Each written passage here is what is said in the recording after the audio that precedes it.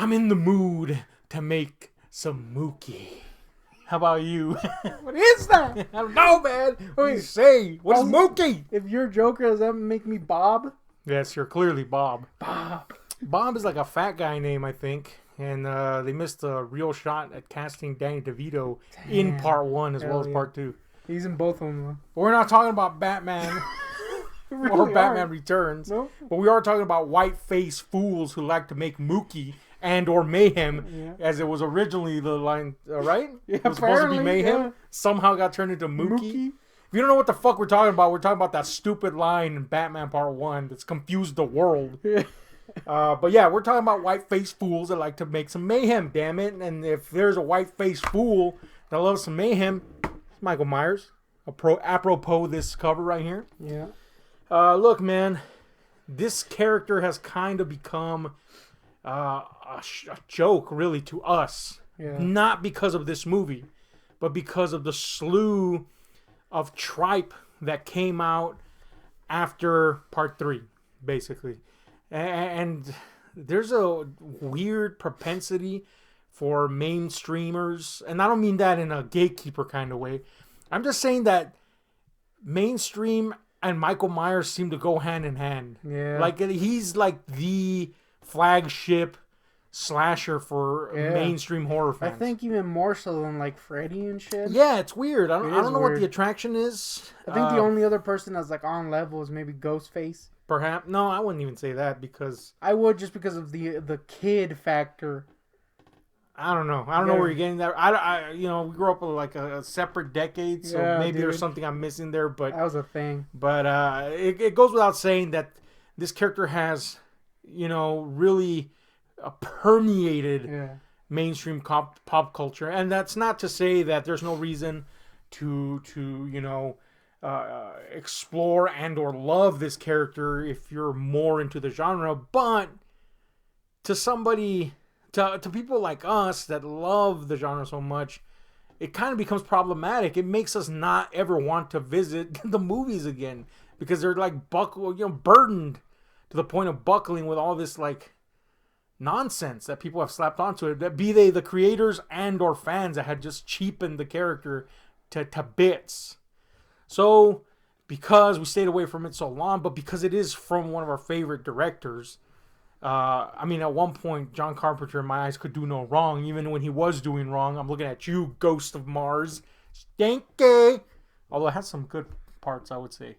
Not a good part, Ice Cube and his Chrome Pistola. Dude, and we love Ice. They finally give him a Chrome Pistola. Yeah, and it's all shady. Yeah, it's not good. The movie, I mean. And the Chrome Pistola looks like feast. But anyway, we love John Carpenter, and this is, of course, the movie that kind of made John Carpenter. Of course, he had already made movies before this. Some which are, of course, fucking fantastic, like Assault on Precinct 13, the original, not the one where everybody gets shot in the head for some reason right here. Yeah. So he was something of a name, but this is the one that made him a household name, which I guess is why kind of Michael Myers became a household name himself. But we talked about how the character has been cheapened, and I think if you were really to go back and objectively look at the first movie, as we just did or attempted to do, and just really cut away all the baggage from 4 forward, you can see why this character, this idea, this film is so lauded. And what I mean by that is you can see and forget all the reasons that have cropped up since then. Immediately the moment you start seeing the movie. Because you realize several things. Michael Myers is not scary because Michael Myers.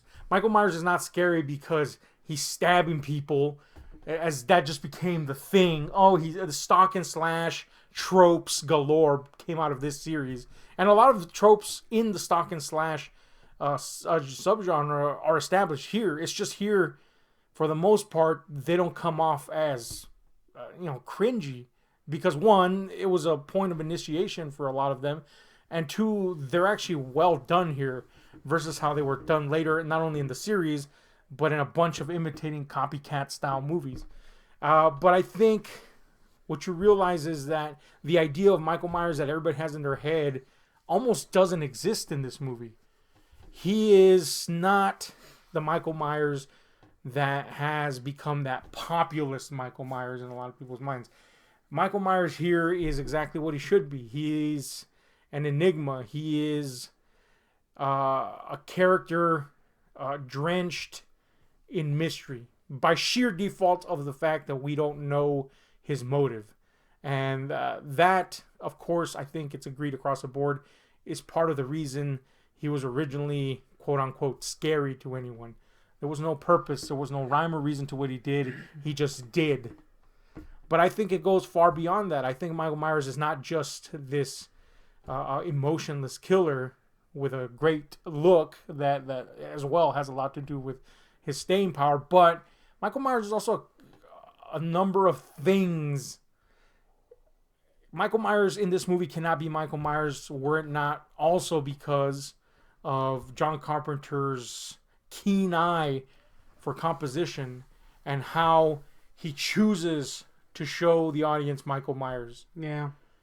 If that did not exist in this movie would be almost disposable in the sense that it would be, in retrospect, generic like all the others. But because that is there, it is not generic.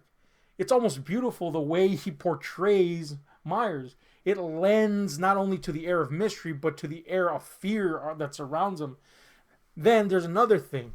Dean Cundey's photography in this is super important to conducting the air and aura of not only the movie, but the time it's presenting, and you know, in this case, Halloween, obviously.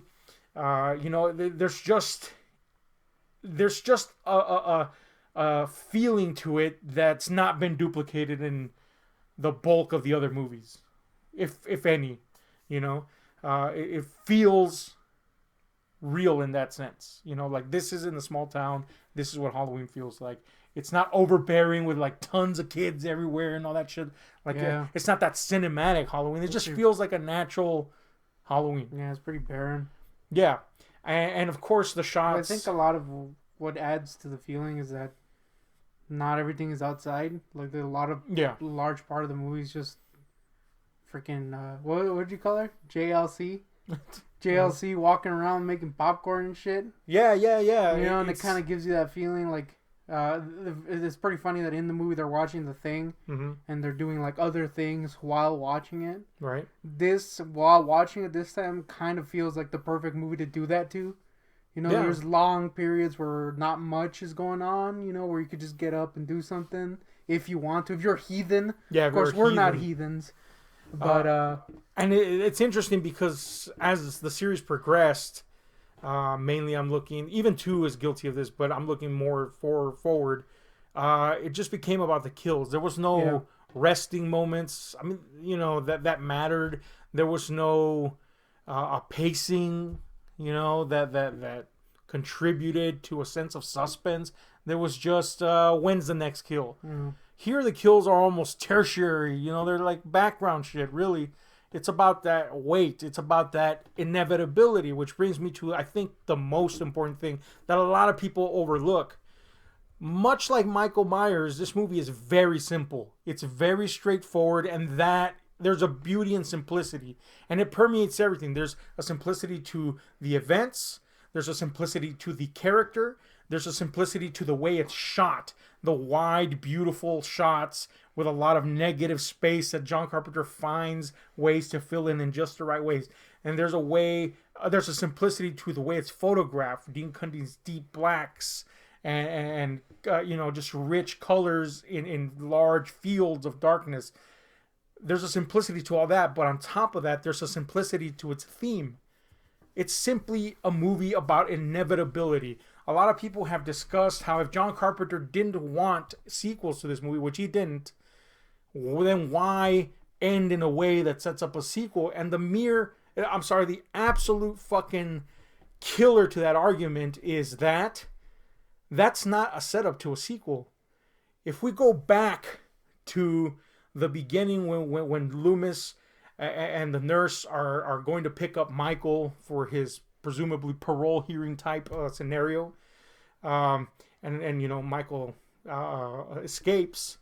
There is a dread that Loomis projects right out there about this character. You know, he has lived 15 years studying this kid, or now adult, and he fears the moment when the inevitable happens. Later, just to hammer this home, when Laurie is at school, the teacher, you know, everything in a well-written script, everything technically should have a purpose. And the teacher's talking about fate. Immovable, unstoppable fate. And they make sure and feature that just enough for you to get that right before we see Michael outside. And during, you know, while he's stalking Laurie. And every moment that we see Loomis talk from that point forward, he's hammering home the idea of inevitability, of how he knows that this was going to happen. And Loomis is the one really that sells Michael in this. Yeah. He's really the one that hammers home what is scary about Michael. It's not Michael killing that does that for us. It's Loomis speaking about him. Yeah, I think without him, this movie would have sucked. Yeah, it would have been generic in a lot of ways. But all these things that we've mentioned, and this theme, you know, Loomis, Carpenter's composition, etc., they all make this movie go from something basic to something astonishing. And it's those elements that imitators never copied. So they failed to make something, for the most part, that was as good as this. They failed hard, for the most part, you know? Yeah, Resurrection, when Busta fights him. Jesus. Man, that was a low-ass moment, wasn't it? Yeah, dude. But, yeah, man, this has all that. At the end of this movie, it's not a setup to a sequel. It's literally a man looking down, knowing that, yes, like that teacher set up in her little speech, Michael is unstoppable fate. He's immovable and unstoppable. That's it.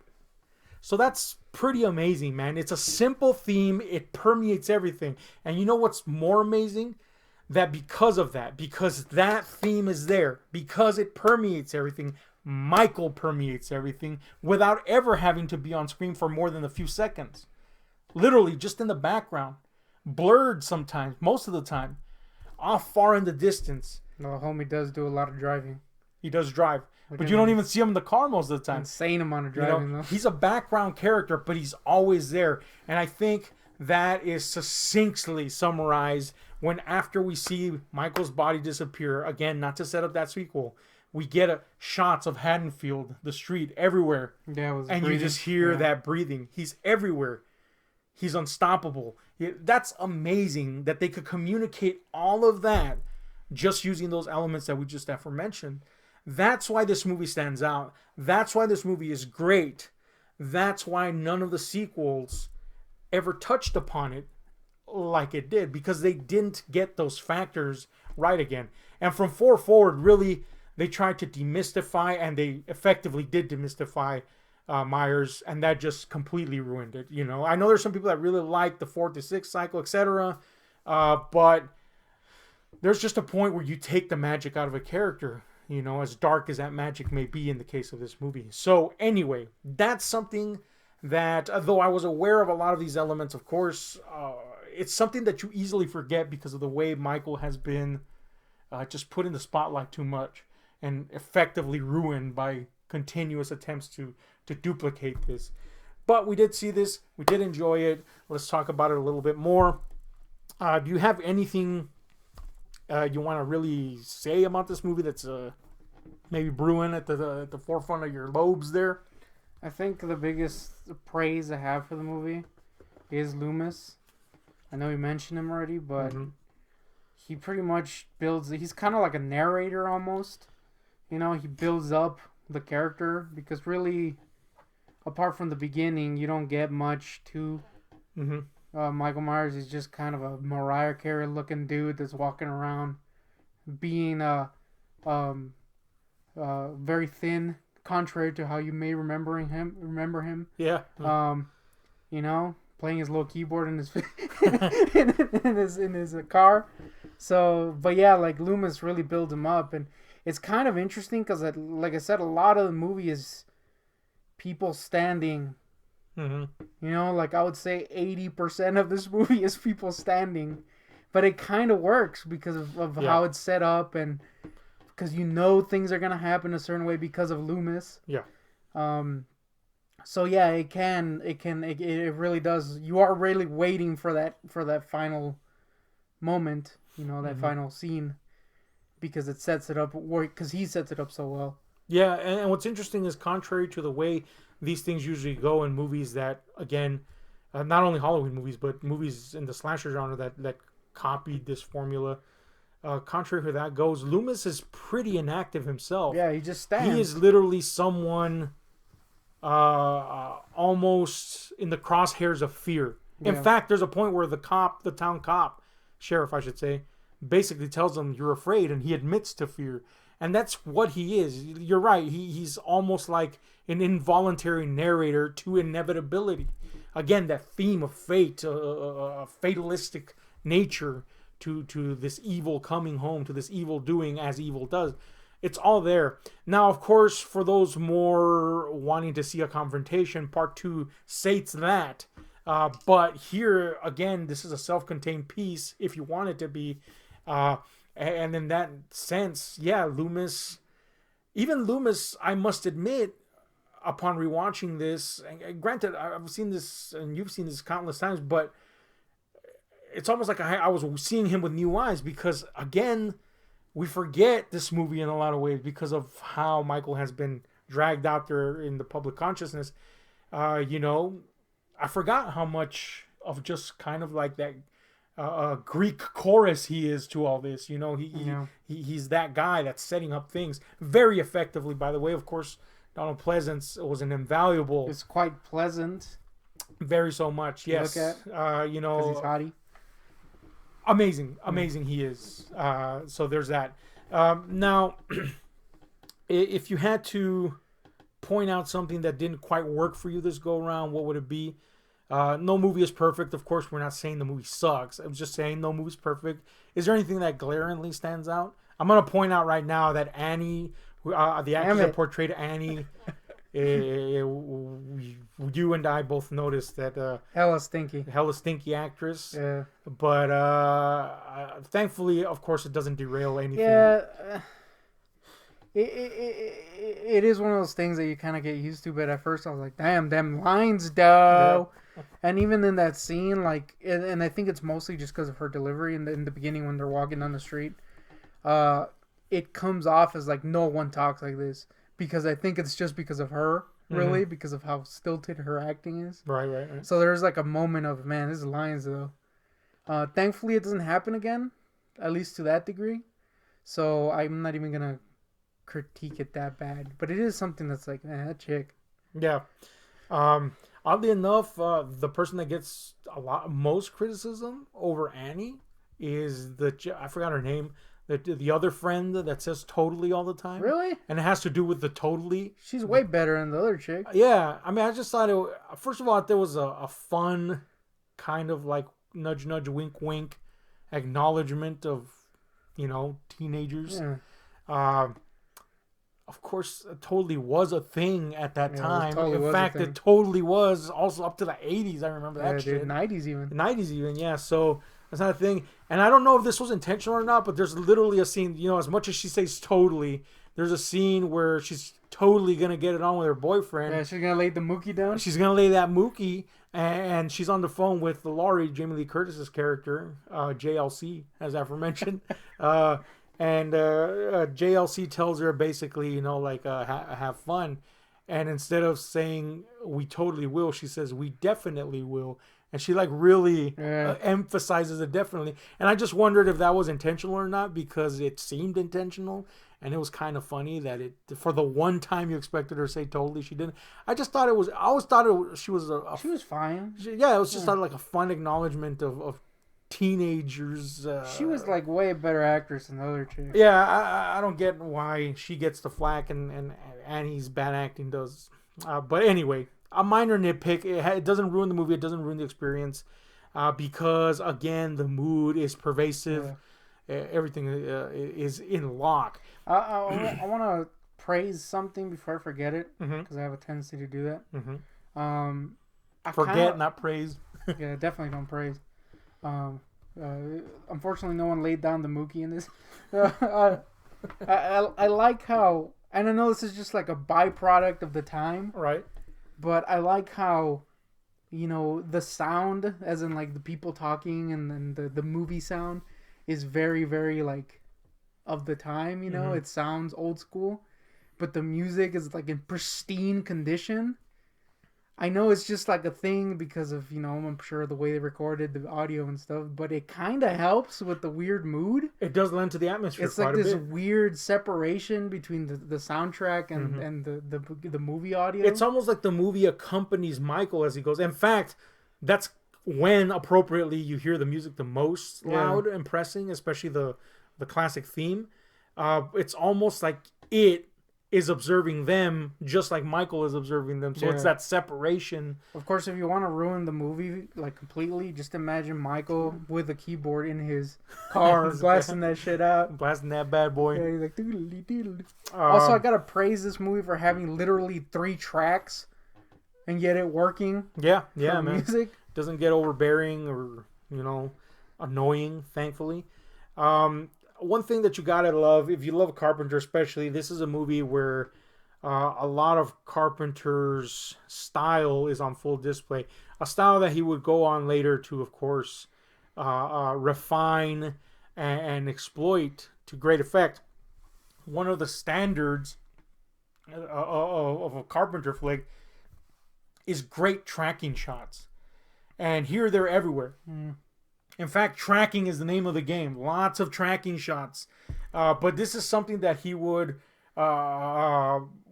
manage to bring to a fine point as his career progressed. There's beautiful tracking shots in The Thing, for example. Coincidentally, this movie also has the kids as they're, enjoying their Halloween night watching The Thing. So it was almost like it was meant to be. Of course, we knew that Carpenter was a fan of The Thing. Maybe he just called it early on. I'm gonna make that movie one day, and he did. It was inevitable. It was inevitable, man. Fate. It's unstoppable. Yeah. Unfortunately, the movie failed. Yeah. Theatrically. Alas. But yeah, man. There's a lot of standards. The tracking shots, and I think, of course, we have the scoring. But I think the one that really shines here, the Carpenter trope that really shines here in terms of his skill as a keen director, is his control, his command of negative space in wide shots. And he does this here to really communicate that pervasiveness that Michael has. We kind of mentioned it in jest as like Michael almost teleports everywhere. Damn, he does. But and of course that's been done to death afterwards, to the point where it's parodied now. Most notably in the Scary Movie part 1.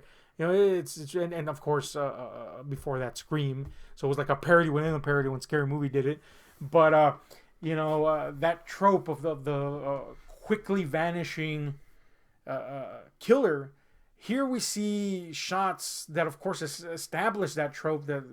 But if you really take a look, it's grounded here, and it works here.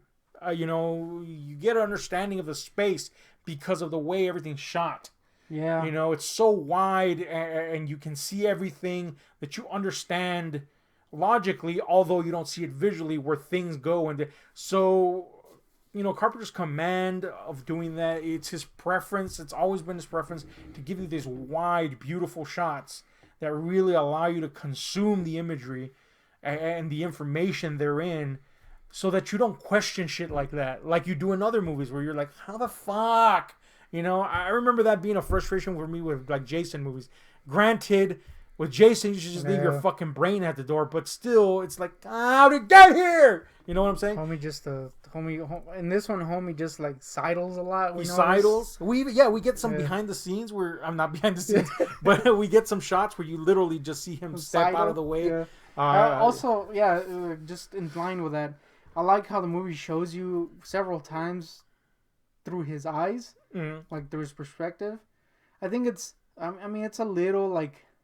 You could see the limitations in the beginning with the Right. Kato vision, because there's a part where he reaches for the knife, and literally, if his neck was in line with his body, he would have the longest neck known to man.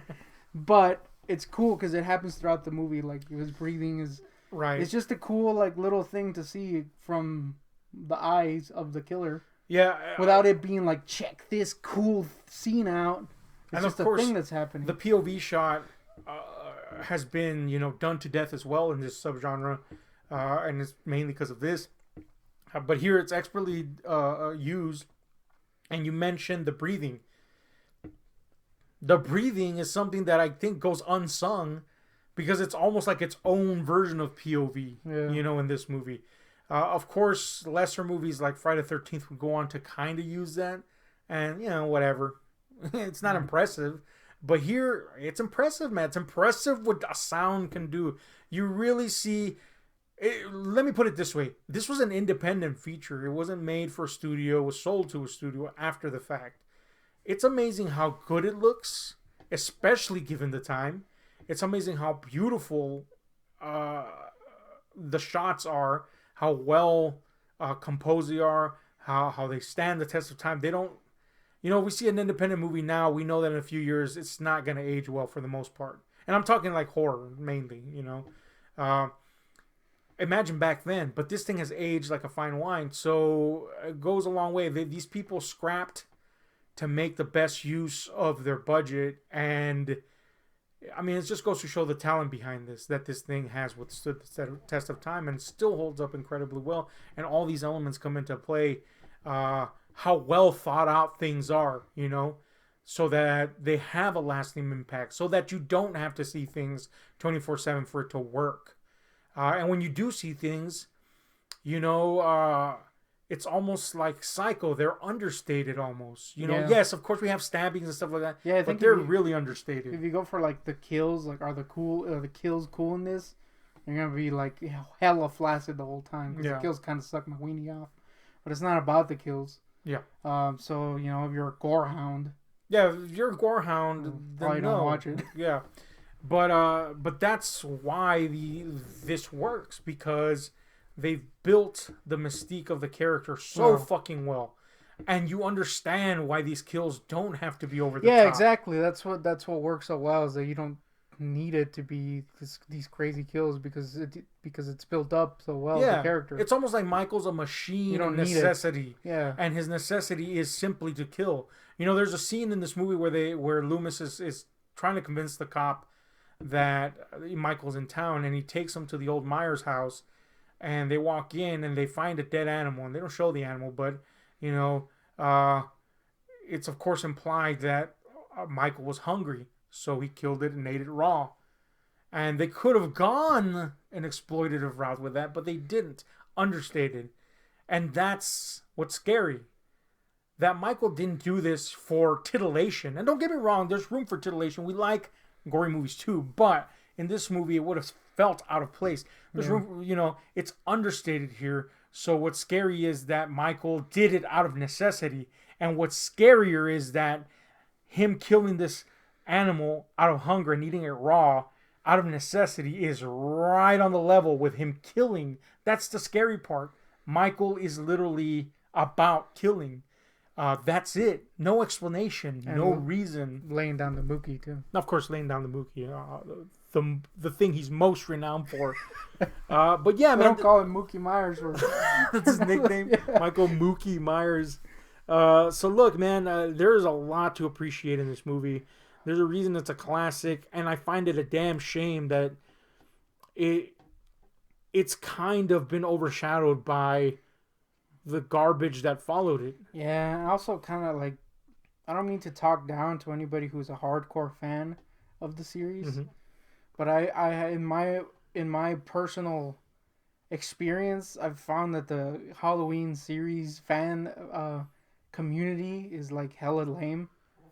Like, like they don't understand what makes it scary. The character.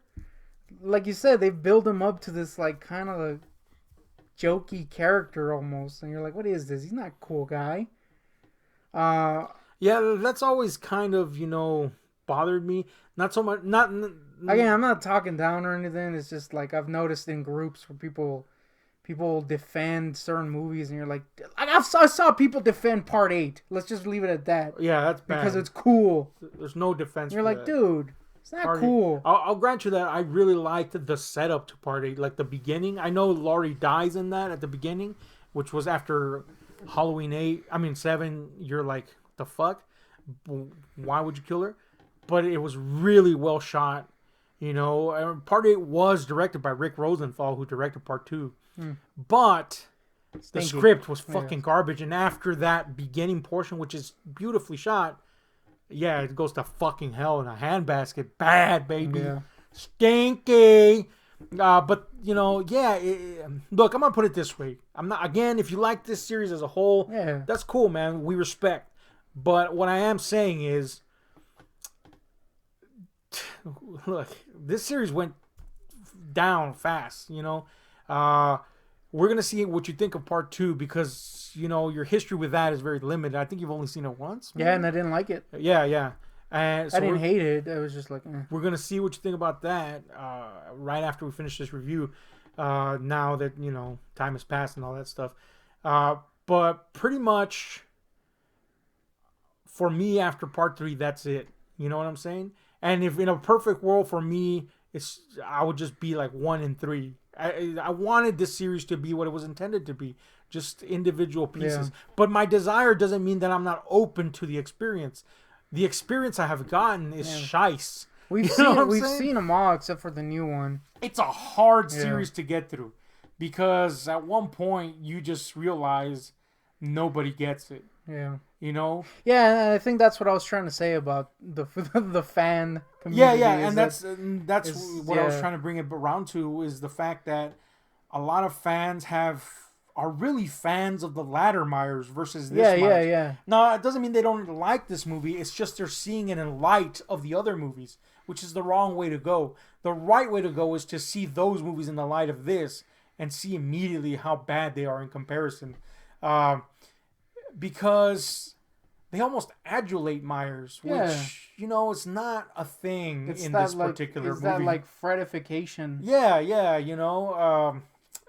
it's kind of sad. But it is what it is, and we can't help that. People are going to do what they're going to do. That's them. This is us. This is us just telling our opinion of it. But anyway, let's give this a rating relative to its peers. Again, if you have any final thoughts before your rating, give them to me. I think if you do see it as, without the baggage, like you said, this is a pretty damn good movie. Impressive given the time, and like you said, that it was kind of an independent thing. And it's basically the start of Our Boy. Yeah. So, I got to put it up there. I do have to take off a point, and this is going to be a really dumb reason. Oh, guys, is Jamie Lee Curtis's calf game? JLC's calf game is lacking in this film. Her calves are hella lame. She does have those little socks, which are okay, but man, them socks were like constricting that calf, dude. It was like, dude, what is this? Sticks! But yeah, also it's not True Lies JLC, so, Damn, True Lies JLC, prime JLC. It's classic, dude. So I'll give it a 9. Because JLC need to work on her calf game. Is it really because of the calf game? Kind of. Look, man, there's a reason this thing is a trend-setting movie. There's a reason this thing is well-regarded. There's a reason this movie started, basically, Carpenter's career. And considering the guy was already on the way, this thing just, like, blew him up immediately. There's a reason this movie is regarded the way it's regarded. I think it's sad that a lot of people have kind of forgotten, really, truly forgotten why that is. But there it is. It's always there for you to see and look back on and really, really, really just sink into what makes this movie work. When you break it down to those very basic essentials, it's truly what movies are supposed to be about, a collaborative effort of strengths.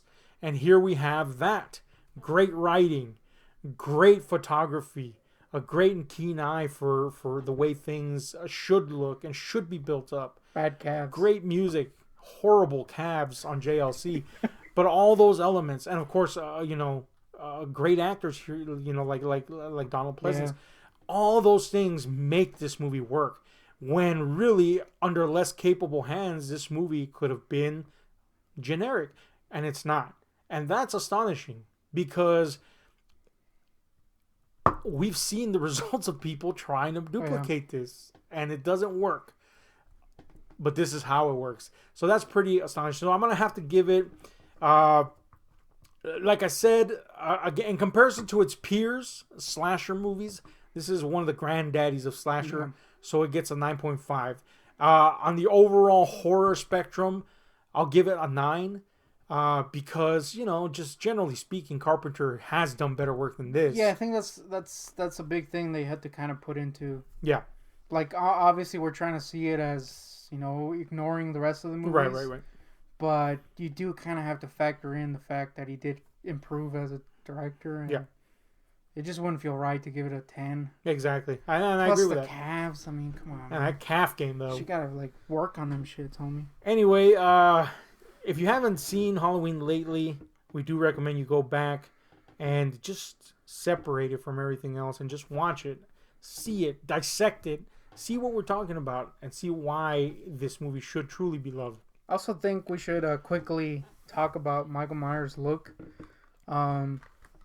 I don't understand why he looked like a complete ass in all the other movies, but despite the fact that the dude is quite thin in this, best looking Myers. Yeah. In the original series. Yeah. How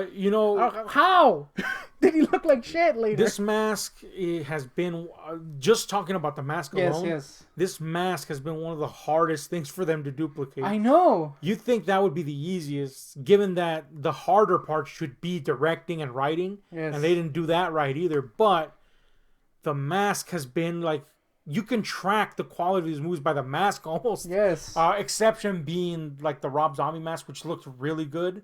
But, the movies weren't great either. But the mask, dude. The mask game. Yeah, there's that one. I don't know which one it is, but there's that one where it's literally just like an M&M head. Yeah. What is that? It's weird. But I think, first of all, it's amazing how simple the mask is. Yeah. It's just a whitewashed fucking William Shatner mask. But on top of that, I think really what sells a mask is the way it's shot. Yeah. It And really is. the photography. Like a lot of the time it's from afar. Yeah. Or in the dark. Yeah. So it works. You never get that point where you're like, it looks crappy. And that's all on Carpenter and Cundy, who of course, Dean Cundy was, John Carpenter's go-to man. There's a rare film that he didn't do with him. Yeah, he's a hardcore Kundite. He's a Kundite. And Cundy, of course, has gone on to become one of the biggest names in the DP business, double penetration. He likes it from both ends. Oh, No, he's the one getting penetrated? Yeah. Damn. He's one of the great directors of photography, man. And I would be very interested to see how a Carpenter movie would look without Cundy. Here's the thing, though. Carpenter's eye for things also has a lot to do with this. Yeah. He knows where he wants things and how he wants them.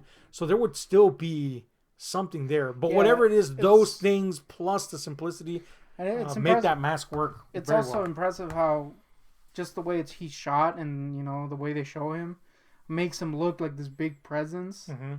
When, you see in certain scenes where the dude's actually kind of small and kind of thin. Yeah.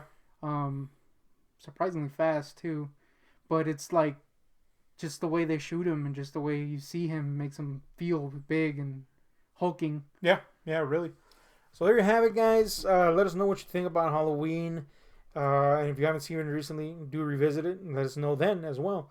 Anyway, hit like, share, subscribe, notification buttons because we're out.